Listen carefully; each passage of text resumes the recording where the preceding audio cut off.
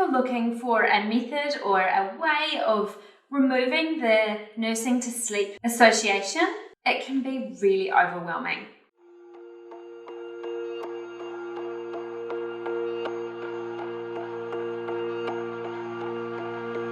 Today I'm going to answer your sleep question. Are there any pain-free ways of removing the nursing to sleep association?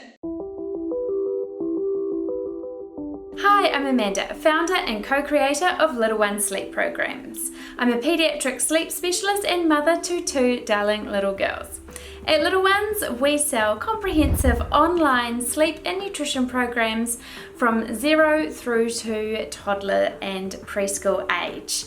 We do this via our custom-built app where we have our fantastic programs, and we also house our amazing support village for our customers, where our trained sleep consultants and our dietitian are there to answer any of your questions day and night.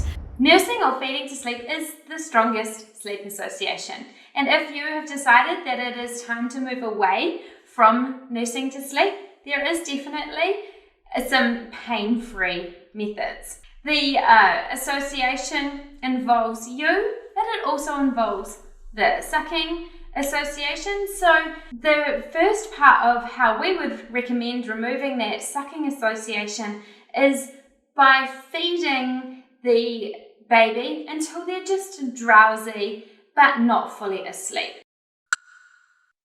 And start by just feeding to soothe your child but not to sleep, and popping them into their bed and making sure that they do actually eventually drift off without feeding completely to sleep. So that's the first part that you want to work towards, of being able to feed to soothe and pop them into the bed. And then the second part of the method is to remove yourself from the situation. So putting them into their bed, but being able to talk or pat or calm your baby in another way, rather than picking them up and feeding them to soothe them.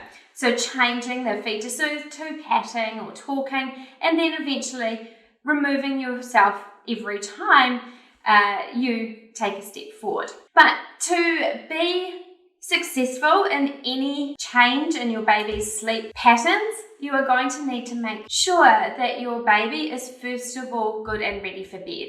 At 18 months old, I would suggest that you get rid of completely the morning nap altogether now.